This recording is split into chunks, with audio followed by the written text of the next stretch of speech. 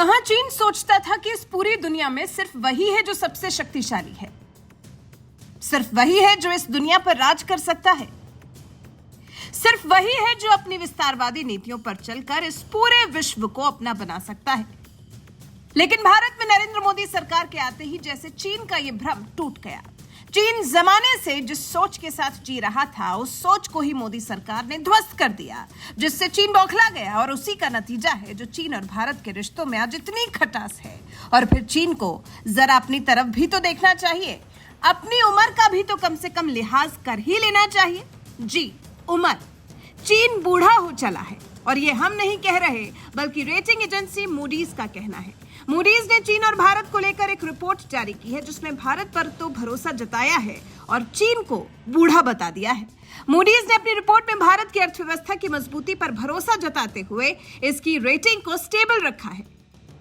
शुक्रवार को मूडीज ने भारतीय अर्थव्यवस्था की मजबूती पर भरोसा जताते हुए इसकी रेटिंग जारी की है, जिसके मुताबिक भारत की इकोनॉमी लगातार ताकतवर हो रही है और पड़ोसी देश चीन की हालत खराब होती जा रही है।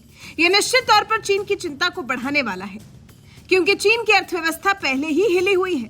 चीन चाहे माने नहीं, लेकिन चीन की हालत फिलहाल बहुत अच्छी नहीं है। ऐसे में मूडीज की इस रिपोर्ट ने चीन की चिंता को और ज्यादा बढ़ा दिया है। Global rating agency Moody's investor service ने अपनी रिपोर्ट में कहा है, चीन पर कर्ज का बोझ अभी और बढ़ने वाला है। चीन को आगाह करते हुए रिपोर्ट में कहा गया है, देश में उत्पादन क्षमता में लगातार आ रही गिरावट, श्रमिकों की घटती संख्या पर असर चीन की आर्थिक विकास दर पर देखा जा सकता है। अपनी रिपोर्ट में चीन के लिए मूडीज ने यह भी कहा है, चीन की कामकाजी जनसंख्या जो साल 2010 में 73% थी, गिरकर 2040 तक 40% रह जाएगी। चीन में युवाओं की घटती जनसंख्या ने देश की आर्थिक गतिविधियों और अर्थव्यवस्था पर असर डाला है। युवाओं की घटती जनसंख्या मतलब बढ़ती बुजुर्गों की संख्या।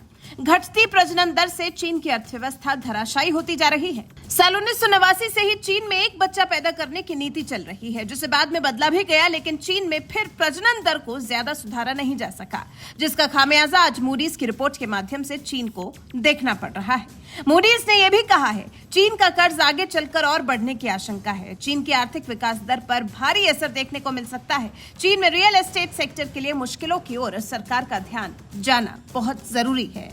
वैसे ये भी तो सच ही है कि दुनिया की दूसरी सबसे बड़ी इकोनॉमी चीन इन दिनों काफी मुश्किलों से गुजर रही है। कोरोना के बाद से चीन की इकोनॉमी हिल गई है। चीन की इकोनॉमी कैसे हुई धराशायी? चीन में एक्सपोर्ट गिर गया, चीन के मैन्युफैक्चरिंग क्षेत्र का दम निकल गया, चीन से निवेशकों ने मुंह मोड़ लिया, चीन का रियल एस्टेट सेक्टर धड़ाम हो चुका है, चीन में बेरोजगारी चरम पर पहुंच गई है। चीन में हालात ऐसे हो गए हैं कि चीन के लोग खर्च करने के बजाय पैसा बचाने में लग गए हैं। इन हालात में जो चीन से संदेश आ रहा है वो डराने वाला है। और फिर मूडीज की रिपोर्ट ने तुम्हारो चीन के बारे में पूरी सच्चाई उगलकर सामने रखती है। वहीं शुक्रवार को जारी की गई मूडीज की रिपोर्ट में भारत की तारीफ की गई है। भारत की अर्थव्यवस्था पर रिपोर्ट में भरोसा जताया गया है। रेटिंग एजेंसी ने कहा है, भारतीय अर्थव्यवस्था की रफ्तार बनी रहेगी। एजेंसी ने भारत की लंबी अवधि के घरेलू और विदेशी करेंसी की रेटिंग के साथ साथ घरेलू करेंसी में सीनियर अनसिक्योर्ड रेटिंग को Baa3 पर बनाए रखा है। वहीं भारत की दूसरी short term local currency sting को भी P3 पर स्थिर रखा गया है।